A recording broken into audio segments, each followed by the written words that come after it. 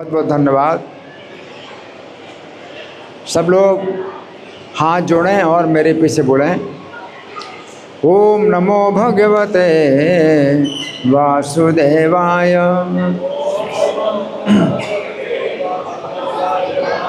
ओम नमो भगवते वासुदेवाय।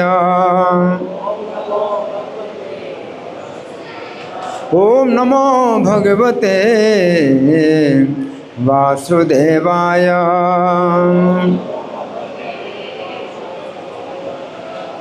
ग्रंथराज श्रीमद् भगवद गीता था रूप अध्याय 18। अध्याय का नाम है उपसंहार संन्यास की सिद्धि और श्लोक संख्या है 58। तो मैं पाठ करूँगा। मच्चित्तः सर्वे दुर्गाणि मत्प्रसादात् तरिष्यसि अथ चेत्त्वम् अहंकारान् न श्रोष्यसि विनङ्क्ष्यसि। तो सब लोग मेरे पीछे शब्दार्थ बोलें, ठीक है? सब लोग बोलिए मत, बोलिए मत मेरी, चित्तः चेतना में, सर्व सारी, दुर्गाणी बाधाओं को, मत प्रसादात मेरी कृपा से, तरिष्यसि तुम पार कर सकोगे, अथ लेकिन, चेत यदि, तुम अहंकारात मिथ्या अहंकार से, ना श्रोष्यसि नहीं सुनते हो, विनङ्क्ष्यसि नष्ट हो जाओगे। अनुवाद मेरे पीछे बोलिए। यदि तुम मुझसे भावना भावित होगे तो मेरी कृपा से तुम बद्ध जीवन के सारे अवरोधों को लांघ सकोगे। लेकिन यदि तुम मिथ्या अहंकारवश ऐसी चेतना में कर्म नहीं करोगे और मेरी बात नहीं सुनोगे तो तुम विनष्ट हो जाओगे। तो यहाँ धागा लगा करके प्रार्थना बोलेंगे। तो सब लोग मेरे साथ कोशिश करिए बोलने की। ओम अज्ञानतिमिरान्धस्य ज्ञानाञ्जनशलाकया चक्षुरुन्मीलितं येन तस्मै श्रीगुरवे नमः।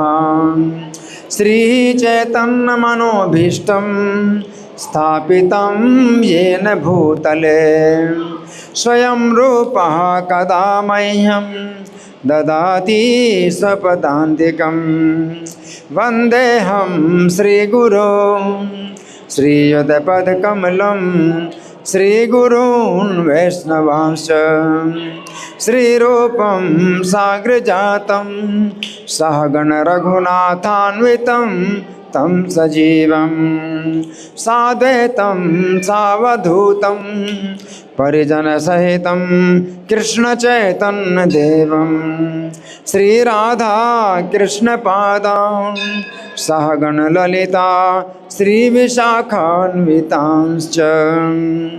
हे कृष्ण करुणा सिंधो दीनबंधो जगत्पते गोपेश गोपिका कांत राधाकांत नमोस्तुते। तप्त कांचन गौरांगी राधे वृंदावनेश्वरी वृषभानुसुते देवी प्रणमामि हरिप्रिये। वाञ्छाकल्पतरुभ्यश्च कृपा सिन्धुभ्य एव च पतितानां पावनेभ्यो वैष्णवेभ्यो नमो नमः। जय श्री कृष्ण चैतन्य प्रभु नित्यानंद श्री अद्वैत गदाधर श्रीवासादि गौर भक्त वृंद। हरे कृष्णा कृष्ण कृष्ण हरे हरे, हरे राम राम राम हरे हरे। नमो विष्णुपादाय कृष्ण प्रेष्ठाय भूतले, श्रीमते भक्ति वेदांत स्वामिन्निति नामिने। नमस्ते सरस्वती देवे गौरवाणी प्रचारिणे, निर्विशेषा शून्यवादी पाश्चात्य देश तारिणे। श्लोक फिर से निकालेंगे, श्लोक को समझेंगे। भगवान कह रहे हैं मच्चित्ता सर्व दुर्गाणी मत प्रसादा तरिषसि। अगर मुझ में चित्त हमेशा लगाए रखोगे तो मेरी कृपा से सभी कठिनाइयों को पार कर जाओगे। अथचे तुम अहंकारान, और अहंकार के कारण तुम अगर न श्रोषसि, नहीं सुनोगे, विनंक्षसि, तो नष्ट हो जाओगे, है ना। यहाँ पर भगवान अर्जुन को ऐसा बोल रहे हैं और हम सुनेंगे। प्रभुपाद तात्पर्य में क्या लिखते हैं, श्रील प्रभुपाद की जय। पूर्ण कृष्ण भावना भावित व्यक्ति अपने अस्तित्व के लिए कर्तव्य करने के विषय में आवश्यकता से अधिक उद्विग्न नहीं होता। तो यहाँ प्रभुपाद क्या कह रहे हैं, अस्तित्व के लिए का मतलब कि जीवन की रक्षा के लिए, अपने जीवन की रक्षा के लिए आवश्यकता से ज़्यादा उद्विग्न नहीं होता। क्यों? श्री कृष्ण अगर रक्षा करेंगे तो कौन मार सकता है, और कृष्ण अगर मारेंगे तो कौन रक्षा कर सकता है। मारे कृष्ण राखे कृष्ण मारे के। तो भक्त जो है फिर ज़्यादा चिंता नहीं करता। कृष्ण मारेंगे तो कोई रक्षा नहीं कर सकता, और कृष्ण रक्षा करेंगे तो कोई मार नहीं सकता, है ना।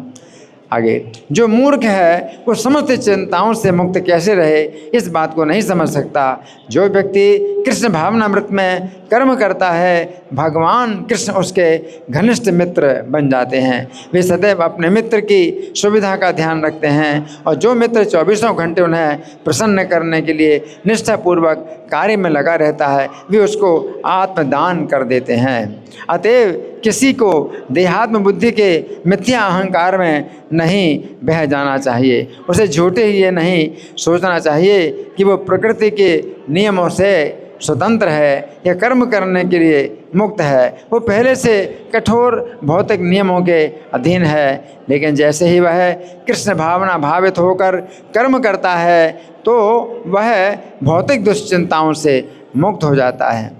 व्यक्ति को ये भली भांति जान लेना चाहिए कि जो कृष्ण भावनामृत में सक्रिय नहीं है, वह जन्म मृत्यु रूपी सागर की भंवर में पड़कर अपना विनाश कर रहा है। कोई भी बद्धजीव ये सही नहीं जानता कि क्या करना है और क्या नहीं करना है, लेकिन जो व्यक्ति कृष्ण भावना भावित होकर कर्म अंतर से करता है, वो कर्म करने के लिए मुक्त है, क्योंकि प्रत्येक किया हुआ कर्म कृष्ण के द्वारा प्रेरित तथा गुरु द्वारा पुष्ट होता है।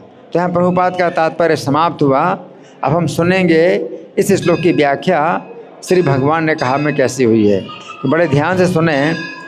पिछले श्लोक में श्री कृष्ण ने कहा था कि हमें अपने चित्त में श्री कृष्ण को सदा बसाना चाहिए।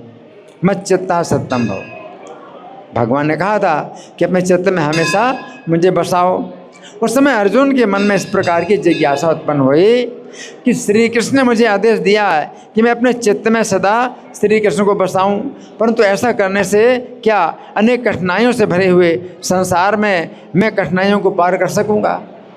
अर्जुन के मन में जिज्ञासा हुई कि अगर मैं कृष्ण में अपना चित्त लगाऊंगा तो क्या कठिनाइयों से पार हो जाऊंगा, और यदि मैं अहंकार के कारण श्री कृष्ण की बात नहीं सुनूंगा तो इससे मेरा क्या अनिष्ट होगा।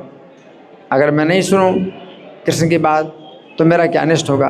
अंतर्यामी होने के कारण श्री कृष्ण अर्जुन के मन की दो जिज्ञासाओं को समझ गए। अतः उन्होंने इस श्लोक में पहली बात तो यह कही कि यदि अर्जुन श्री कृष्ण को अपने चित्त में बसाएंगे तो वे कठिनाइयों से भरे हुए संसार में सभी कठिनाइयों को पार कर जाएंगे। और दूसरी बात ये कही, यदि अर्जुन श्री कृष्ण की बात को अहंकार के कारण नहीं सुनेंगे तो कठिनाइयों में डूब जाएंगे, है ना।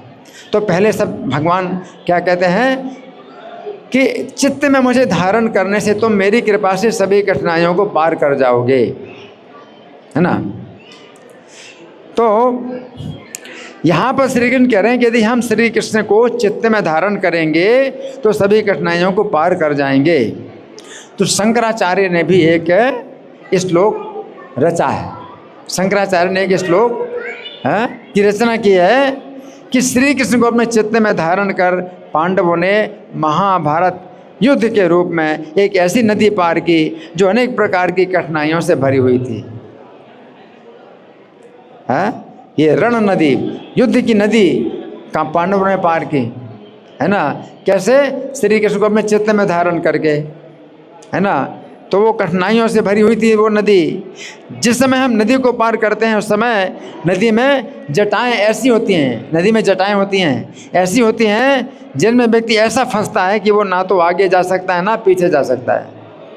नदी में जटाएं होती, जटाएं। अगर फंस गए तो ना आगे बढ़ पाओगे ना पीछे जा पाओगे। तो इस युद्ध रूपी नदी में भीष्म और द्रोण के कारण बहुत अधिक जटिलता आ गई थी। इस युद्ध की नदी में जटाएं कौन है? भीष्म और द्रोण।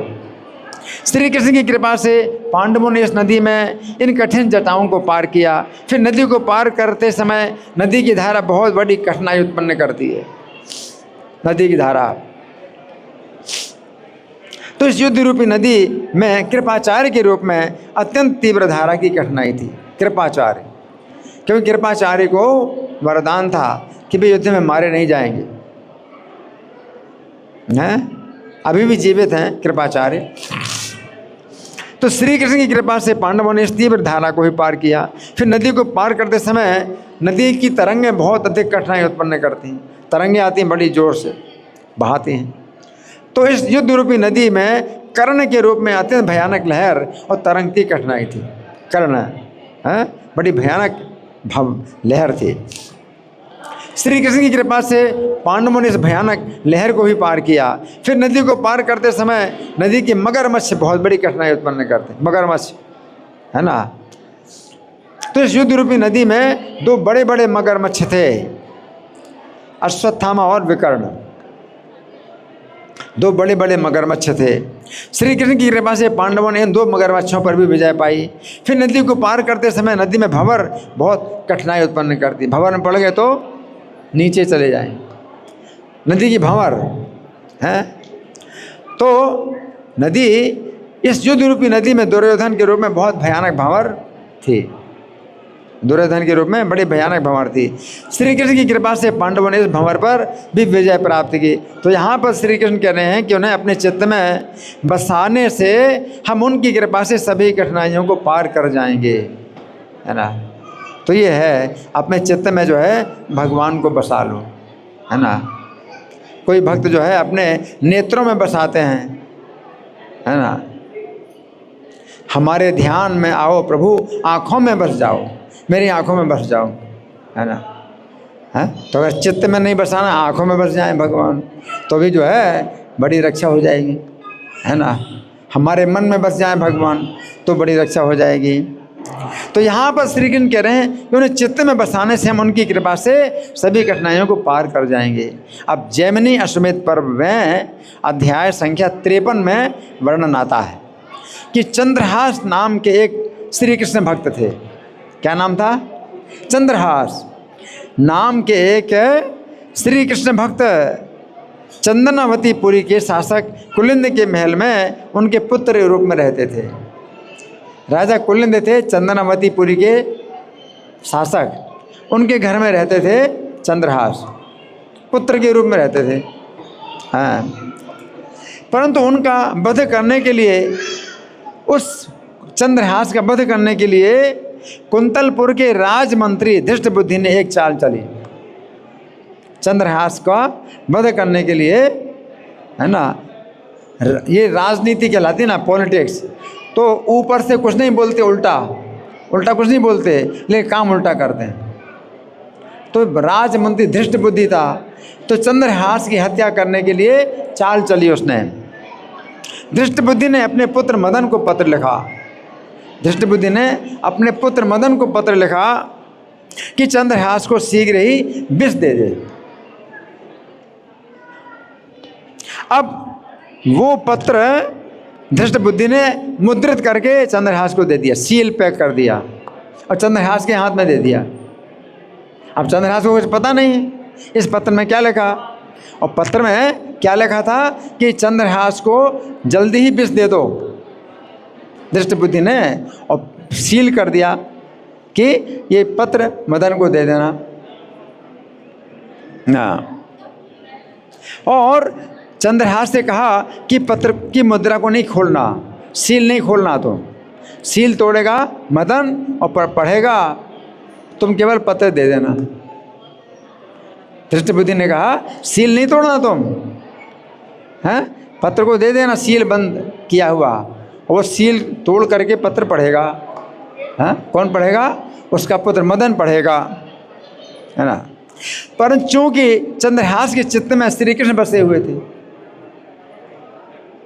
चंद्रहास के चित्त में श्री कृष्ण बसे हुए थे, अतः श्री कृष्ण ने घटना का अद्भुत योग बनाया। अब कृष्ण ने जो है घटना का अद्भुत योग बनाया।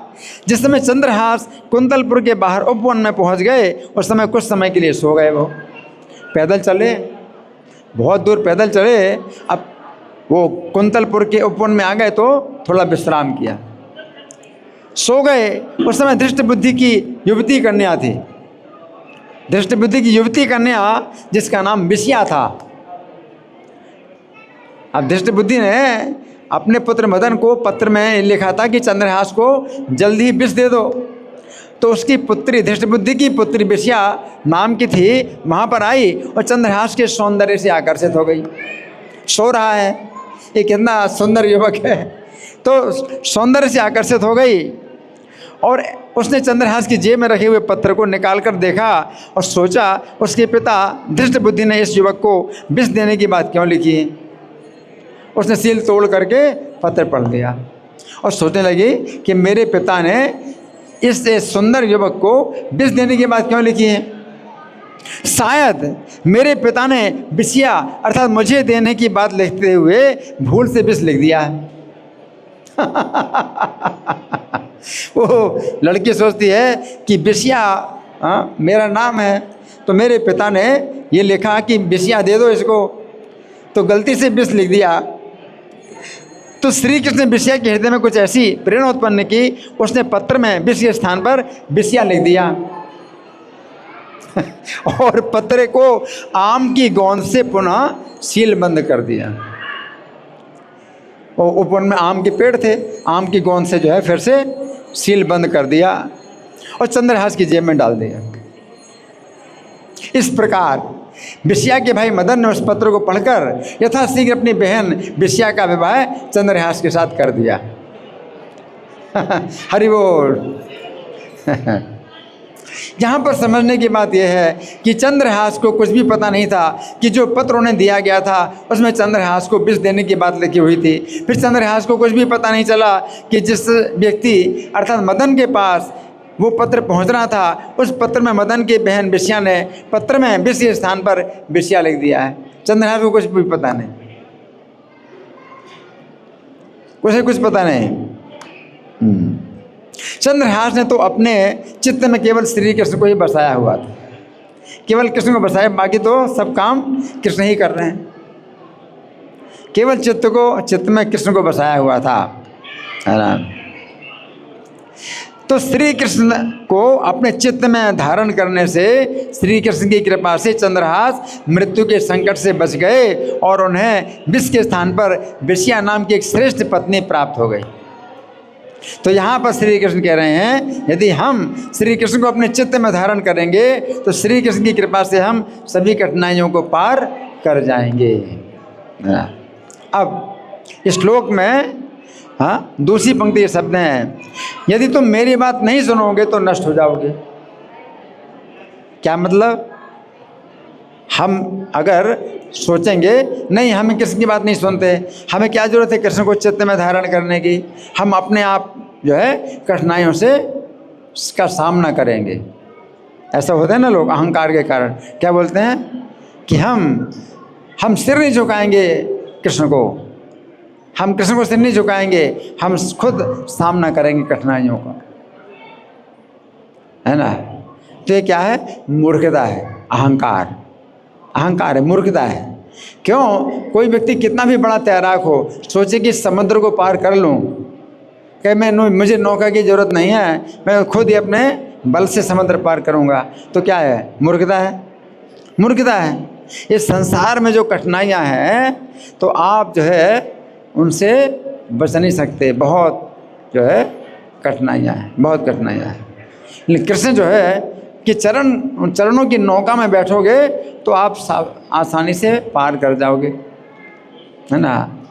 विश्व से पाता मुझ दीर्घ नौका, भगवान के चरण कमल जो है जहाज के समान है। तो समुद्र को पार करने के लिए जहाज चाहिए, तो भगवान कृष्ण का चरण कमल जहाज है।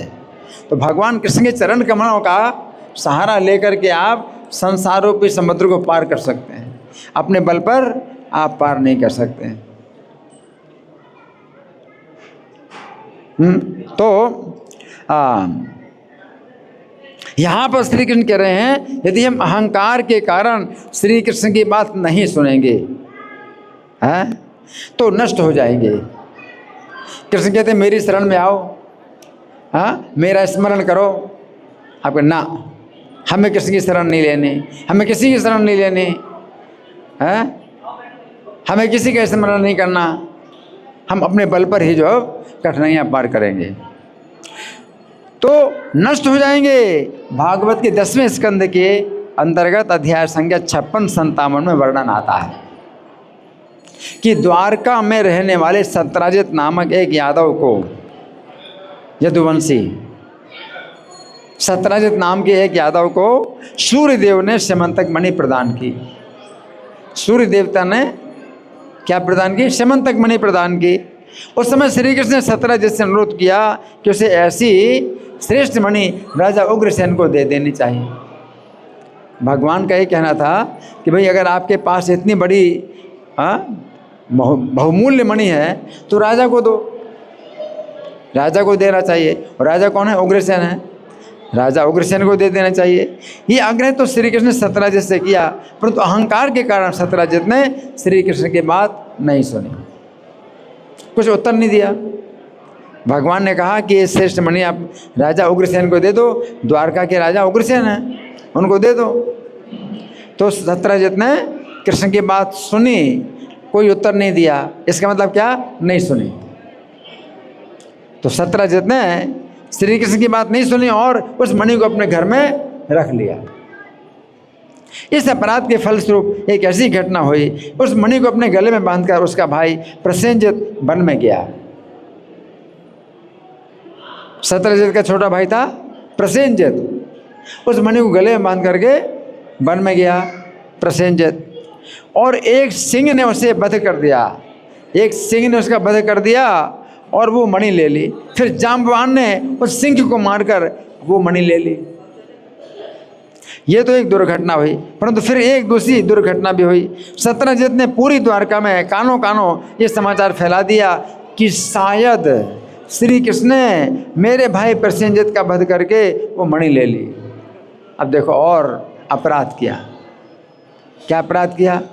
सबको बताता कानों में, शायद कृष्ण ने मेरे भाई प्रसेनजित की हत्या कर दी है, वो मणि ले ली है। इस तरह से ऐसी स्थिति में श्री कृष्ण ने अपने ऊपर मिथ्या दोषारोपण को मिटाने के लिए उस मणि का पता लगाया। अब कृष्ण ने देखा मेरे ऊपर कलंक लग रहा है, तो मणि का पता लगाने के लिए कृष्ण जो है वन में गए, हाँ, और लाकर वो मणि सत्राजित को दे दी। मणि जो है फिर जाम्बवान से युद्ध किया 28 दिन 28 रात। फिर जाम्बवान पराजित हो गए तो जाम्बवान ने मणि भी दे दी भगवान को और अपनी पुत्री जामवती का विवाह भी भगवान से कर दिया।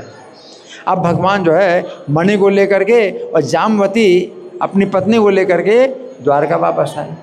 फिर सत्राजित को बुलाया, सबके सामने बताया कि भाई मेरे ऊपर कलंक लग रहा था, तो ये मणि जो है मैंने इस प्रकार से पता लगाई है और कैसे कैसे मिली है, अब ये मणि तुम ले लो।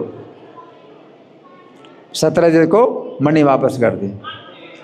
अब देखो भगवान ने कहा था मणि राजा उग्रसेन को दे दो, तो नहीं दिया, तो देखो उसका छोटा भाई मर गया। अभी जो है भगवान अब कुछ नहीं बोल रहे क्योंकि उसने बात मानी नहीं। पहले उसने बात नहीं मानी थी तो भगवान ने सत्यरजत को दे दी मणि, चलो ले लो। है तो क्या हुआ, उस मणि के कारण सद्धनवा नाम के यादव ने सत्यरजत की हत्या कर दी। मणि के कारण सत्यरजत की हत्या कर दी। देखो भगवान की बात ना मानने से पहले तो मणि के कारण उसका भाई प्रसेनजित मारा गया। अब भगवान ने मणि का पता लगा दिया कि उनके ऊपर दोष लग रहा था, तो दे दी कि ले लो मणि। अब उस मणि के कारण अब क्या है, किसने, सद्धनवा नाम के यादव ने सत्यरजत की हत्या कर दी और मणि लेकर के भाग गया। इस प्रकार श्री कृष्ण की बात ना सुनने के कारण सत्यरजत का भाई और सत्यरजत स्वयं दोनों ही मार डाले गए, दोनों मारे गए। अगर पहले ही दे दी होती राजा उग्रसेन को मणि तो उसके भाई की भी हत्या नहीं होती, और बाद में भी अगर दे दी होती, भगवान ने जब कहा कि ले लो तो वो कहता भगवान से कि प्रभु आप ही अपने पास रख लो ये मणि, या उग्रसेन को दे देता, तो नहीं दिया, ले ली मणि, तो खुद भी मारा गया।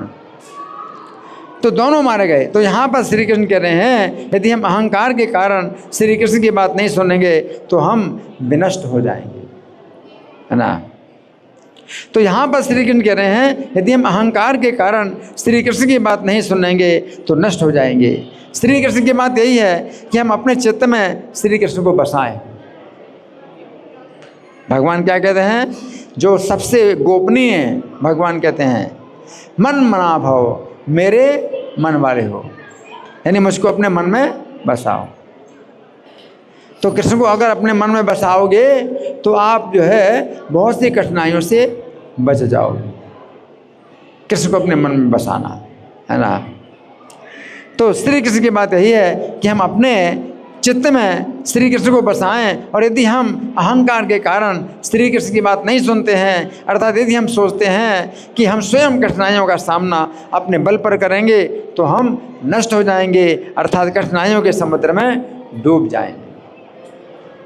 भागवत 10:14-58 में कहा गया है कि भौतिक संसार कठिनाइयों का स्थान है, यहाँ पर प्रत्येक कदम पर कठिनाई है। पदम पदम यद विपदाम न तेषाम, ये संसार कैसा है, पदम पदम विपदा, हर कदम पर विपत्ति है। समास्थिता ये पद पल्लव प्लवम महत पदम पुण्यशो मुरारे भवाम धीरपस्य पदम पदम पदम पदम पदम यद विपदाम न तेषाम। तो जिन्होंने भगवान के चरण कमलों को का आश्रय लिया है समाश्रिताये पल्लव पल्लव प्लवम, तो भगवान के चरण कमल जो है ये नौका के समान है।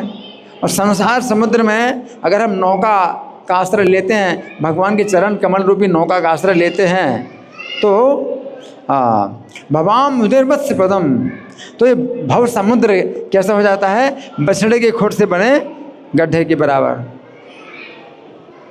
अगर भगवान के चरण कमल की नौका का हम सहारा लेते हैं तो नौका का जैसे ही सहारा लेते हैं तो समुद्र जो भव समुद्र है ये कितना छोटा हो जाता है, बछड़े के खुर के बने गड्ढे के बराबर हो जाता है। भवाम उदरवत्स पदम परम पदम, पदम पदम यद विपदाम न तेषाम, और परम पद को प्राप्त हो जाएंगे, भगवान के धाम में चले जाएंगे। और यहाँ जो पदम, हर पद पर, हर कमल, हर कदम पर जो विपत्तियाँ हैं वो उनको नहीं, उनके लिए नहीं, है ना। तो यहाँ पर बताया गया है कि यहाँ पर प्रत्येक कदम पर कठिनाई है। यदि हम श्री कृष्ण के चरण कमल की नौका का आश्रय लेते हैं तो ये कठिनाइयों का समुद्र बछड़े के खुर से बने गड्ढे में भरे हुए जल के समान हो जाता है। इस प्रकार हम सभी कठिनाइयों से रहित वैकुंठ में जाते हैं। कहाँ जाएंगे? वैकुंठ में जाएंगे। अन्यथा व्यक्ति को इसी भौतिक संसार में रहना पड़ेगा जहाँ पग पग पर कठिनाइयाँ हैं, हर कदम पर कठिनाइयाँ हैं, है ना। तो ये ऐसे तो बंगाली पद्य अनुवाद है। प्रभुपाद ने हर श्लोक की बंगाली कविता लिखी। तो इस श्लोक के बंगाली पर ध्यानवाद है। मच्चित्ते यही से तरे आमार प्रसादे, मत चित्त यही से तरे आमार प्रसादे, सर्व दुख संसारे दुख वा विषादे, हमारे से उपदेश ये वा ना ही माने, अहंकारे मत है बिना से आपने। अगर हमार से उपदेश ये वा नहीं माने, जो हमारा उपदेश नहीं मानेगा, अहंकारे मत है, अहंकार में वो मत वाला है और अपना विनाश करता है। तो ये चीज़ है कि आप अपनी रक्षा कर सकते हैं केवल कृष्ण के चरण कमलों के आश्रित होकर के, और अपना विनाश आप ही करते हैं अगर आप कृष्ण के चरणों कमलों का आश्रय नहीं लेते हैं, है ना। अब देखो प्रभुपाद अकेले कहाँ गए? अमेरिका। और किस अवस्था में गए? 69 साल की अवस्था, 69 ईयर्स। और पहले कभी गए भी नहीं थे, और जब गए तो पास में पैसा भी केवल 40 रुपये। 40 रुपये क्या होता है? कुछ भी नहीं। 40 रुपये इंडियन करेंसी उनके पास थे, और साथ में कोई व्यक्ति उनके साथ नहीं था, कोई उनके साथ में नहीं था, है ना। और फिर क्या हुआ? समुद्री जहाज़ में क्या हुआ? उनको जो है बीमारी हो गई, समुद्री बीमारी हो गई, और दिल का दौरा पड़ा। अब वो जहाज़ के कप्तान को प्रभुपाद ने नहीं बताया। क्यों नहीं बताया? क्योंकि पहले से वो कह रहे थे कि आप अमेरिका क्यों जा रहे हैं, वहाँ आप जीवित नहीं रह पाएंगे। तो प्रभुपाद ने कहा था कि नहीं, मैं कुछ सुरक्षित वापस आऊँगा। अब उनको कहेंगे तो बड़ी लज्जा की बात थी। अगर प्रभुपाद कहते कि अब मेरी रक्षा करो, मुझे दिल का दौरा पड़ रहा है, तो वो क्या कहते हैं? आप क्यों आए? मरने के लिए क्यों आए? तो प्रभुपाद ने जो है कृष्ण से ही प्रार्थना की, आप मेरी रक्षा करिए। कृष्ण से ही प्रार्थना की, आप मेरी रक्षा करिए, और किसी को नहीं बताया। फिर दूसरा दौरा पड़ा दिल का, दूसरा दौरा पड़ा, हाँ, तो कृष्ण ने रक्षा की। अब प्रभुपाद सोचते तीसरा अगर दौरा पड़ेगा तो अवश्य ही शरीर छूट जाएगा मेरा। लेकिन सपने में ही भगवान जो है दर्शन देते हैं प्रभुपाद को, और कहते हैं भक्ति वेदांत तुम चिंता ना करो, मैं तुम्हारे साथ हूँ। और वो जो समुद्र था उसकी लहरें भगवान ने इतनी शांत कर दी कि जीवन में कभी भी जो है ऐसी लहरें शांत नहीं थी। समुद्र में लहरें हमेशा ऐसे ऐसे होती हैं, ये शांत कर दी। क्यों? कि प्रभुपाद को दिल का तीसरा दौरा पड़ जाए। तो भगवान ने इतना बड़ा काम किया कि पूरे समुद्र को ही शांत कर दिया। अच्छा, और कप्तान पंड्या जो थे, जहाज़ के कप्तान पंड्या थे, उन्हें कुछ पता नहीं था। प्रभुपाद को कितना बड़ा संकट आया, और प्रभुपाद ने भगवान से प्रार्थना की रक्षा के लिए, और भगवान ने समुद्र को शांत कर दिया। तो कप्तान पंड्या बोले कि स्वामी जी, आप हमारे जहाज़ में बैठे हैं, इस कारण से समुद्र जो है इतनी शांत यात्रा हो रही, समुद्री यात्रा जीवन में पहली बार ऐसी शांत यात्रा रही है। आप हमेशा हमारे साथ रहो तो जहाज़ की जो है यात्रा हमेशा शांत रहेगी। तो प्रभुपाद कुछ नहीं बताते उनको। प्रभुपाद ने कुछ नहीं बताया कि उनको दिल के 2 दौरे पड़ चुके थे, और भगवान ने मेरी रक्षा के लिए ये सब किया। तो प्रभुपाद ने नहीं बताया, लेकिन फिर भी उनकी डायरी से सब कुछ पता चला कि प्रभुपाद ने अपनी डायरी में सब लिखा था। तो भगवान ने जो है उनकी रक्षा की, है ना। प्रभुपाद ने जो है अपने पुस्तकों में वैज्ञानिकों की बहुत निंदा की, क्योंकि विज्ञान के द्वारा वे जो है ये दिखाना चाहते हैं कि कोई ईश्वर नहीं है, ईश्वर विहीन सिद्धांत। वैज्ञानिकों का जो है सिद्धांत बिल्कुल ईश्वर विहीन है, कि हम ईश्वर को नहीं मानते। तो प्रभुपाद ने उनकी बहुत निंदा की, और अकेले गए प्रभुपाद, और उनके बीच में भी जो है प्रभुपाद ने खूब उनकी निंदा की कि तुम लोग ईश्वर को नहीं मानते हो, तो तुम जो है बदमाश हो, मूर्ख बदमाश सब कहा। और किसी ने भी बुरा नहीं माना, क्योंकि कृष्ण रक्षा कर रहे हैं। कृष्ण रक्षा करे, इसलिए बड़े बड़े वैज्ञानिकों के बीच में प्रभुपाद ने कहा कि तुम लोग मूर्ख हो, बदमाश हो, फूल, रास्कल। और वो सब जो है प्रसन्न हुए और सब ने उनके चरणों में सिर झुकाया। हरि बोल। और जहाँ तक गांधी जी की बात है, तो गांधी जी जो है भगवान को प्रसन्न करने की बजाय अपने देशवासियों को प्रसन्न करना चाहते, ये देश की सेवा करें। देश की सेवा को बहुत बड़ा धर्म माना। सबसे बड़ा धर्म क्या है? भगवान के सब धर्मों को त्याग करके मेरी शरण में आओ, या मेरा स्मरण करो, मुझे चित्त में बसाओ। तो गांधी जी क्या सोचते हैं? उल्टा सोचते हैं कि कृष्ण की सेवा करने के बजाय हम अपने देश की सेवा करेंगे। देशवासियों के लिए इतना बड़ा त्याग किया कि वे कुर्ता नहीं पहनते थे। किसी ने पूछा कि आप कुर्ता क्यों नहीं पहनते? तो बोले मैं कुर्ता तब पहनूंगा जब देश का प्रत्येक व्यक्ति कुर्ता पहने। जब हर व्यक्ति के पास कुर्ता हो तो मैं कुर्ता पहनूंगा। तो इतना तो उनकी देश के प्रति भावना थी, लेकिन उन्हीं देशवासियों ने उनकी हत्या कर दी। तो अंतर है। प्रभुपाद ने कृष्ण की शरण ली तो उनकी जो है निंदा की, सबकी निंदा की।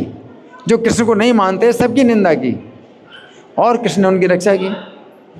और एक गांधी जी हैं जो कि कृष्ण की सेवा ना करके, कृष्ण को प्रसन्न ना करके अपने देशवासियों को प्रसन्न कर रहे हैं, और देशवासियों ने उनकी हत्या कर दी, वो भी प्रसन्न नहीं हैं।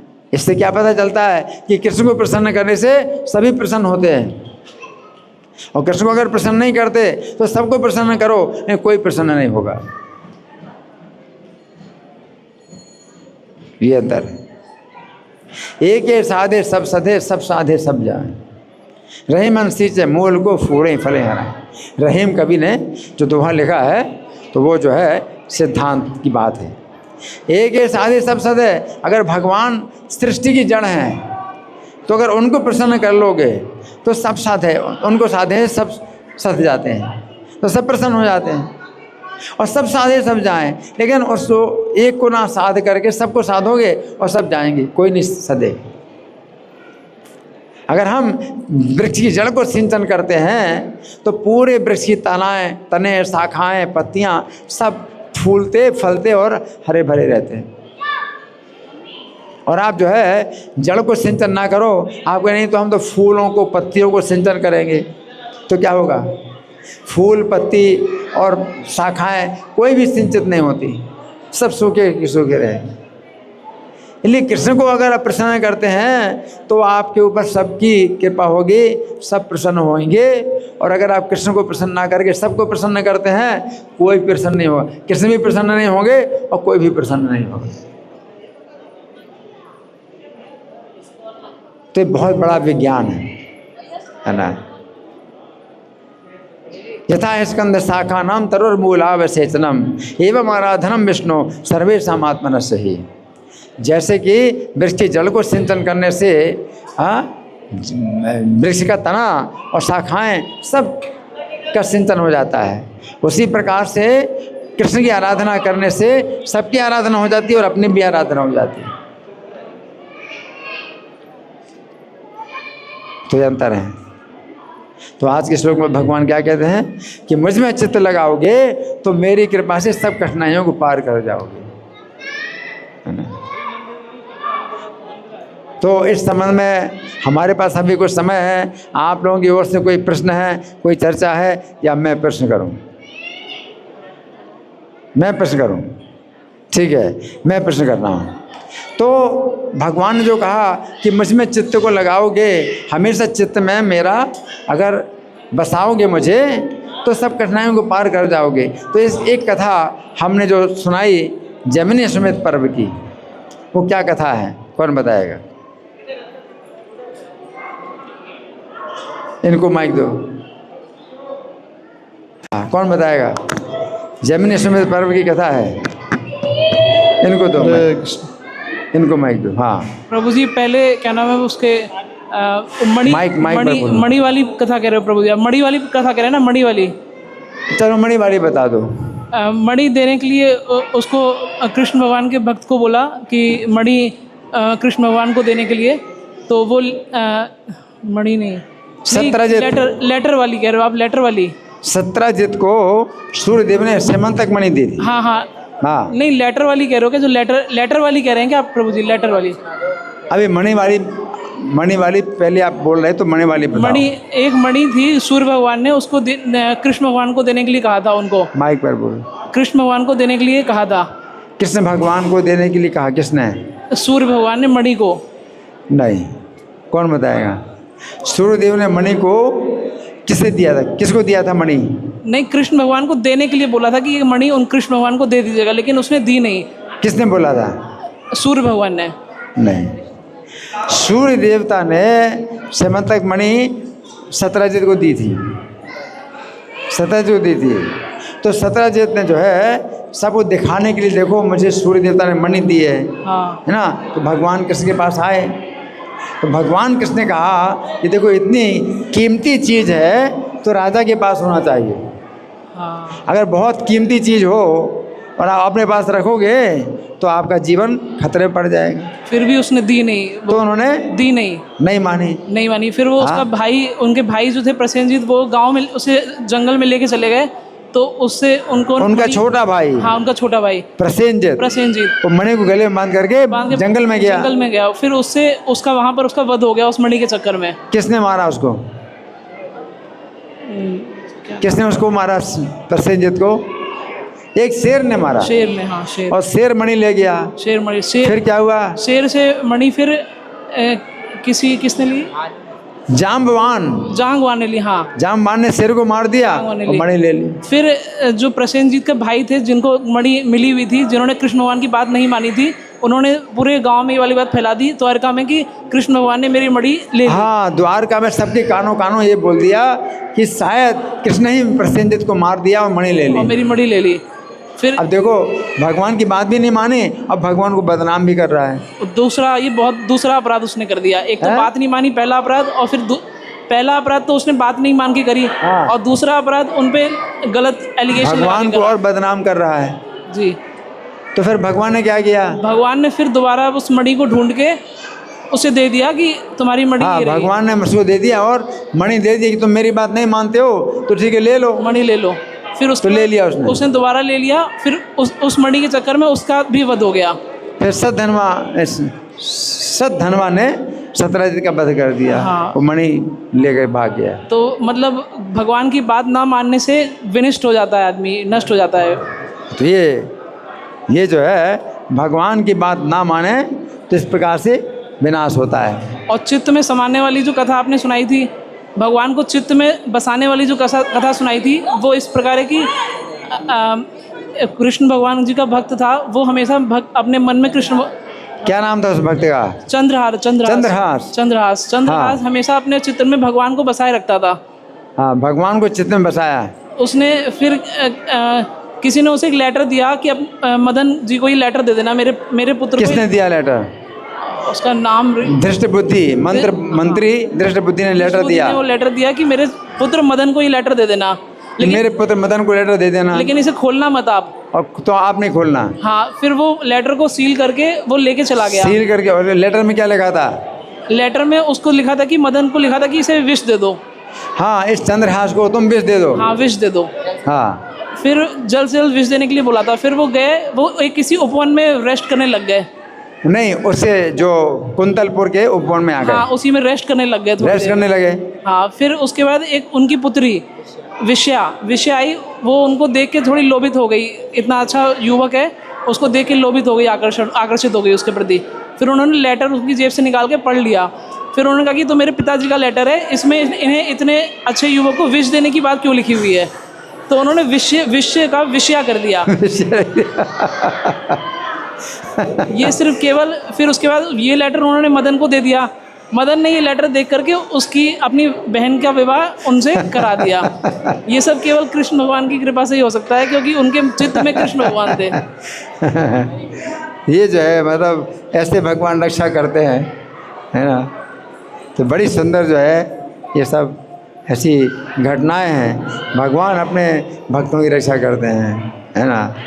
तो बस यही है कि हमेशा भगवान की कृपा पर आश्रित रहे। तो प्रहलाद महाराज की भी भगवान ने रक्षा की। प्रहलाद महाराज ने भी अपने मन में भगवान को बसाया। और हिरण्यकशिपु जो है यही कहता था कि तू जो है ईश्वर, मुझे मान, मैं ईश्वर हूँ, मुझे अपने मन में बसा। तू कृष्ण को अपना ईश्वर क्यों मानता है? अब मैं तेरा वध करूँगा। तू मूर्ख है, तू जो है मेरे अलावा किसी दूसरे को ईश्वर मान रहा है। अब मैं जो है तेरा सिर जो है काट करके अलग करता हूँ। हिरण्यकशिपु ने ये कहा। प्रभु जी एक क्वेश्चन था। हाँ जी। कृष्ण भगवान को चित्त में किस प्रकार से भगवान को चित्त में किस प्रकार से बता सकते हैं? भगवान को चित्त में किस प्रकार बसा सकते हैं? देखो, स्मरण भक्ति बहुत कठिन है। भक्ति प्रारंभ होती श्रवण से, कि आप सुनते हैं। जैसे आप सुन रहे हैं तो श्रवण जो है सबसे पहली भक्ति होती है कि आप श्रवण करो, है ना, श्रवण करो। तो आप कथा सुनते हैं, फिर इसके साथ हमेशा तो आप कथा नहीं सुन पाएंगे, तो नाम आप बोलते हैं तो उसको भी सुनो। हरे कृष्णा कृष्णा कृष्णा हरे हरे, हरे राम राम राम हरे। 16 नाम तो आप बोलते हैं तो उसको भी सुनो। इस प्रकार से बोलो कि आपको सुनाई पड़े। तो सुनना, ये जो है भक्ति प्रारंभ होती सुनने से। सुन करके फिर आप ज़्यादा मंथन करेंगे तो बोल सकते हैं। तो फिर कीर्तन भक्ति फिर आप कर सकते हैं कि आप लोगों को बता सकते हैं। तो ये कीर्तन भक्ति है। अब श्रवण और कीर्तन करते करते आगे चल कर के आप स्मरण कर सकते हैं भगवान का, अपने मन में स्मरण कर सकते हैं। तो वो बहुत आगे की बात है। अब अगर आप उतना नहीं कर सकते कि भगवान का स्मरण कर पाओ, तो हमेशा बोलते हो हरे कृष्णा कृष्णा कृष्णा हरे हरे, हरे राम राम राम हरे हरे। तो ये क्या है? श्रवण कहलाता है, बोलना और सुनना। तो हमेशा ये करते रहो, है ना। अब ये भी जो है क्या है, हमेशा नहीं होता। तो आपके लिए फिर एक भार दिया जाता है कि इतनी संख्या में आपको जप करना है। ये भार दिया जाता है कि आपको 1 माला रोज़ करना है कम से कम। तो 1 माला में 10 मिनट लगे, जितना भी लगे आपको 1 माला करना है। तो आपकी चिंता हो जाती है मुझे 1 माला करना है ना। तो उससे क्या होता है, आपकी इच्छा हो या ना हो आपको करना पड़ेगा। ये इससे रक्षा होगी आपकी नहीं श्रद्धा है। आपकी श्रद्धा नहीं है तो भी नाम से रक्षा होती है। बाकी कोई मंत्र है तो उसमें श्रद्धा के बिना करोगे तो कोई फायदा नहीं होगा। लेकिन नाम में इतनी शक्ति है कि बिना श्रद्धा के भी आप सोचते हो कि भाई अब बोल दिया है तो करना ही पड़ेगा, तो 1 माला करना ही पड़ेगा। तो आपको भार समझ करके भी आप करते हो तो भी रक्षा होगी नाम से। ये इतनी जो है शक्ति भगवान के नाम में है ना। तो आप बंधन समझ कर कि मैं तो बंध गया, अब तो करना ही पड़ेगा, तो 1 माला करते हैं तो चिंता आपकी बनी रहती है कि मुझे 1 माला करना है, 1 माला।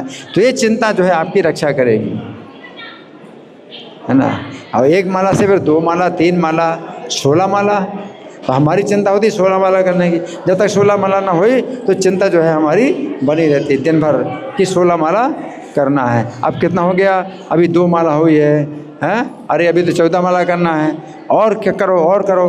अच्छा अभी तो 4 माला हुई, अरे अभी तो 12 माला और करना है। फिर करते करते 10 माला हो गई, अरे अभी 6 माला भी और करना है।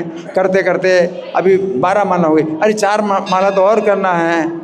तो चिंता है। तो ये चिंता भी जो है आपकी जो है रक्षा करेगी संसार के कठिनाइयों से। ये चिंता ले लो, ये बंधन, ये भार जो भी समझो ये ले लो। अब लोग नहीं चाहते चिंता लेना। लोग कहते नहीं हम चिंता नहीं लेना चाहते। जब हमारी मर्जी होगी तो हम जो है हरे कृष्णा बोलेंगे, इससे क्या होगा, अब कब आपका मूड ऐसा बनेगा कि भाई अच्छा लगेगा हरे कृष्णा बोलने में, कुछ पता नहीं, है ना। लेकिन भगवान तो कहते हैं कि हमेशा मुझको चित्त में बसाए रखो, हमेशा चित्त में बसाए रखो, चाहे श्रद्धा हो या ना हो। तो नाम में जो है इतनी शक्ति है, श्रद्धा हो या ना हो आप नाम करते रहो, ये जो है मतलब। अब ये नहीं सोचना है कि नहीं नहीं इससे तो जो है कोई फ़ायदा नहीं होगा क्योंकि मेरी श्रद्धा नहीं है। तो ये कारण नहीं होता कभी भी कि आपकी श्रद्धा नहीं है तो कोई फ़ायदा नहीं होगा। आप कहें नहीं मेरे दिमाग में बड़े अशुद्ध विचार आते हैं तो मुझे नाम नहीं लेना चाहिए, ऐसा बोलोगे तो आप कहें अपना ही नुकसान करोगे। अशुद्ध विचार आते हैं तो भी आप नाम लो।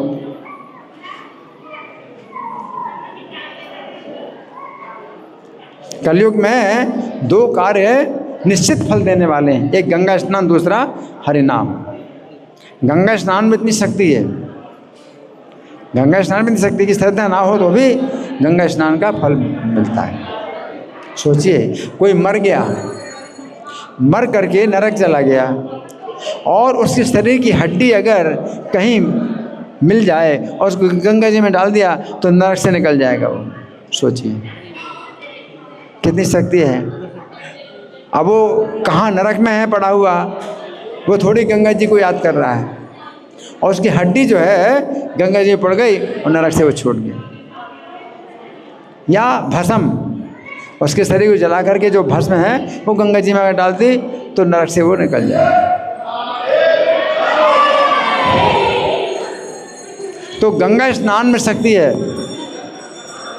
गंगा स्नान में इतनी शक्ति है, उसी पर हरि नाम में भी शक्ति है। हरि नाम में भी जो है आपकी श्रद्धा हो या श्रद्धा ना हो आप हरे कृष्णा बोल, हरे कृष्णा हमेशा बोलते रहना। ठीक है, धन्यवाद। ग्रंथराज श्रीमद् भगवद गीता की जय, श्रील प्रभुपाद की जय। हरे कृष्णा।